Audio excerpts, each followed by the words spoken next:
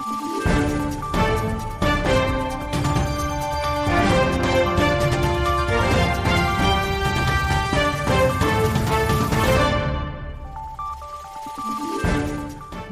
adlaw sa tanang mga Pilipino sa tibuok nasod ug sa nagkalain-laing parte sa kalibutan. Magandang araw po sa lahat. Ako po si Claudette Loreto at ito ang Valiente News. Araw-araw mula Lunes hanggang Biyernes sa ganitong oras ay ibabahagi namin sa inyo ang mga balita at iba't ibang impormasyon tungkol sa Office of the Vice President.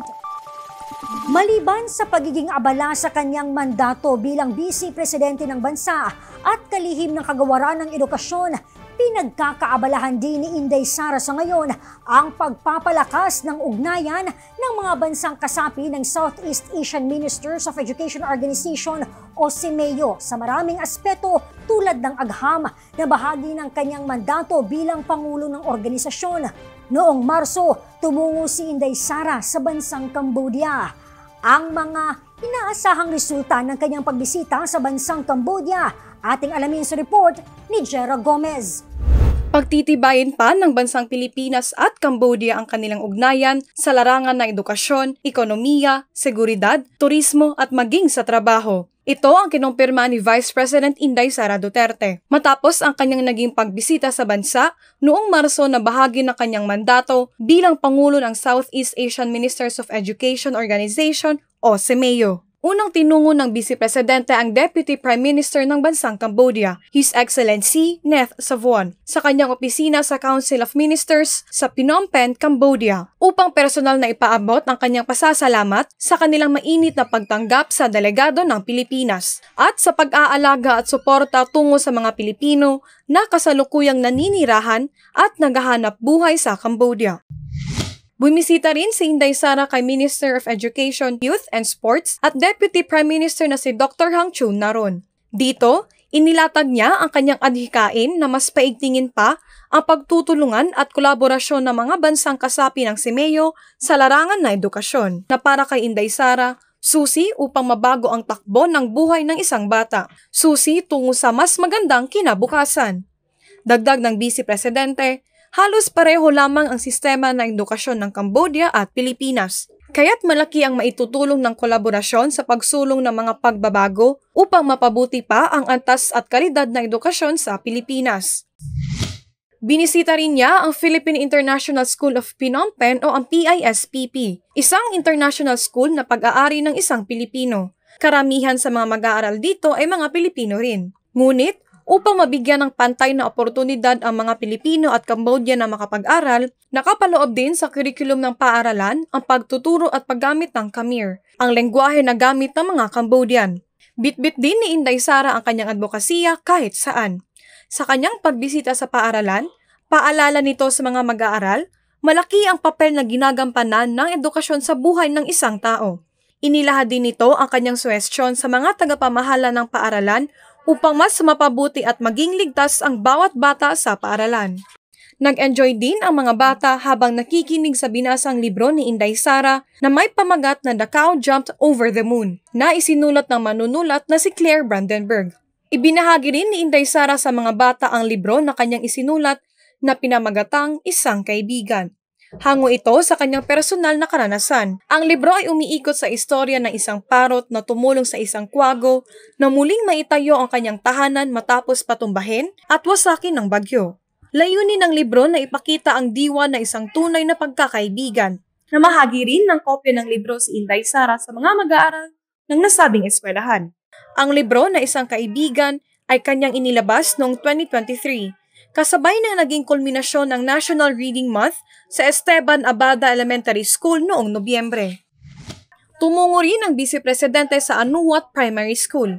Nilibot ni Inday Sara ang mga silid-aralan at proud na ipinakilala sa mga mag-aaral ang kanyang kasama na si Shara, na isa sa mga napili ng programang You Can Be VP, na layuning maiparana sa bata ang tungkulin ng isang Vice Presidente at ipakita kung paano ang pamamahala at maging ang proseso ng policy making.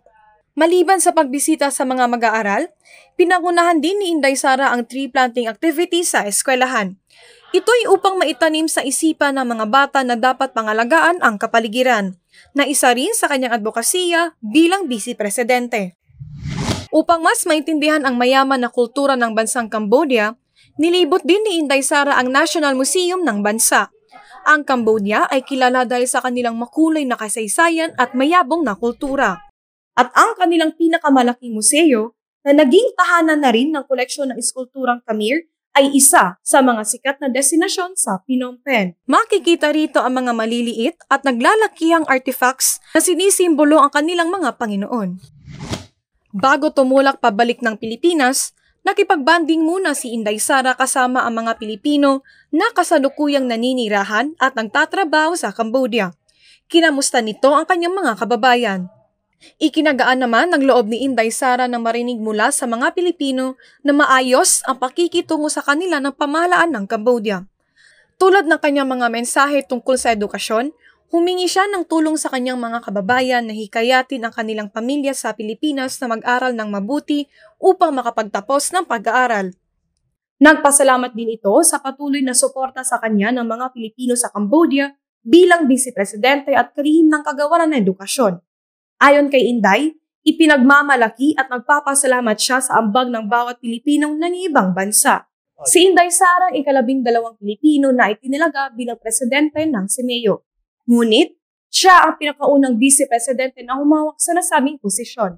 Ang Southeast Asian Ministers of Education Organization ay itinatag noong Nobyembre 1965 bilang isang chartered international organization na ang layunin ay maisulong ang kooperasyon sa edukasyon, agham at kultura sa rehiyon ng Southeast Asia. Ang CMEO ay binubuo ng 11 mga bansa. Ito ang mga bansang Brunei Darussalam, Indonesia, Malaysia, Singapore, Democratic Republic of Timor-Leste, Socialist Republic of Vietnam, Cambodia, Lao PDR, Philippines, Thailand, at Union of Myanmar.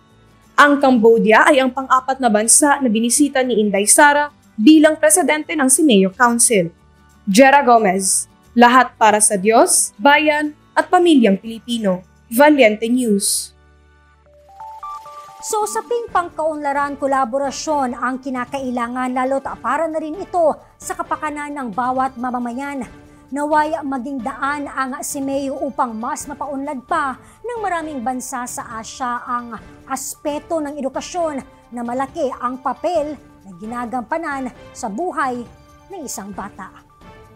Para sa karagdagang detalye at impormasyon, maaaring bumisita sa aming website na valentinews.com o mag-subscribe sa aming official YouTube channel na Valente News o di kaya i-follow ang aming official Facebook page at X. Muli ako po si Claudette Loreto at ito ang Valiente News. Lahat para sa Diyos, bayan at pamilyang Pilipino.